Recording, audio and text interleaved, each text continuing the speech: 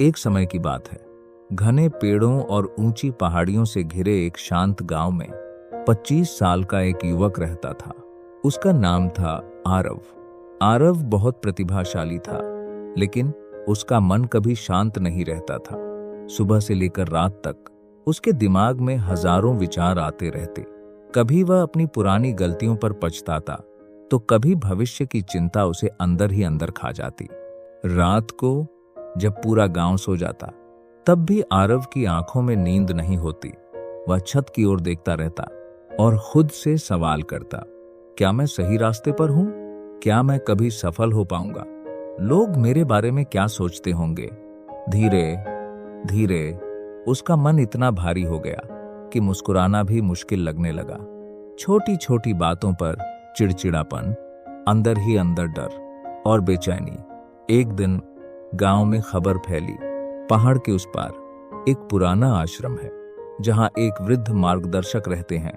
कहते हैं वह पहले शहर में प्रसिद्ध मनोवैज्ञानिक थे, लेकिन उन्होंने शोर शराबे वाली जिंदगी छोड़ दी और प्रकृति के बीच शांति को चुन लिया। लोग कहते थे, जो भी वहां उलझन लेकर जाता है, हल्का होकर लौटता है। ये बात आरव के दिल को छू गई। उसके अंदर उम्मीद की एक छोटी सी किरण जगी। अगली सुबह वह आश्रम की ओर निकल पड़ा। सफर आसान नहीं था। पथरीले रास्ते, घना जंगल, तेज धूप, लेकिन इस बार उसके कदमों में एक उम्मीद थी। 3 दिन बाद वह आश्रम पहुंचा। मिट्टी का छोटा सा घर, आस पास खिले फूल और एक विशाल बरगद का पेड़। उस पेड़ के नीचे वृद्ध शांत मुद्रा में बैठे थे। उनके चेहरे पर गहरी शांति थी। आरव उनके पास गया और झुककर बोला, दादाजी, मेरा मन बहुत अशांत है। मैं सोचने से खुद को रोक नहीं पाता। मुझे डर लगता है भविष्य से और मैं अपने अतीत को भूल नहीं पाता। कृपया मेरी मदद कीजिए। वृद्ध ने धीरे से आंखें खोली और मुस्कुराए। उन्होंने कोई लंबा उपदेश नहीं दिया, बस बोले, मैं तुम्हें एक अनुभव देना चाहता हूं। उन्होंने एक मिट्टी का कटोरा लिया और उसे तेल से किनारे तक भर दिया। फिर आरव को देते हुए बोले, इस कटोरे को लेकर पहाड़ी रास्ते पर ऊपर जाओ और वापस आओ, लेकिन ध्यान रहे एक बूंद भी तेल नहीं गिरना चाहिए।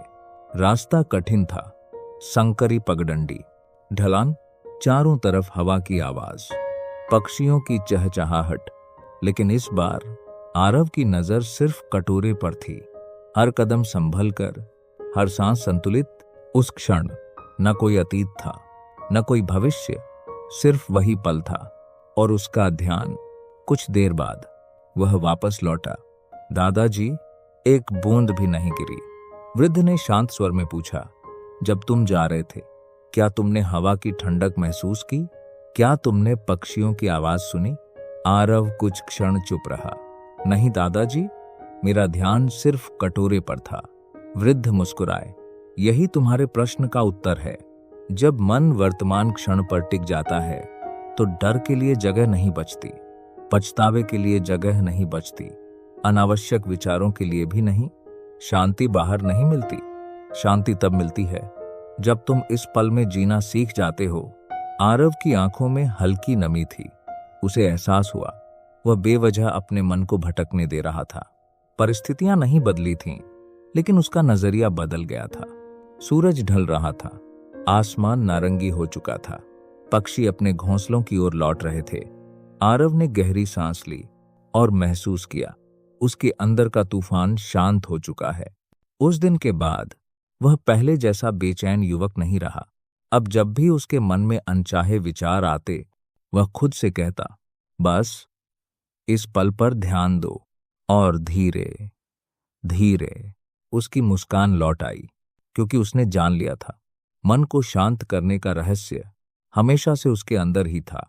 अगर ये कहानी आपके दिल को छू गई हो, तो इसे लाइक और शेयर जरूर कीजिए और ऐसी ही गहरी और प्रेरणादायक कहानियों के लिए चैनल को सब्सक्राइब करना ना भूलें।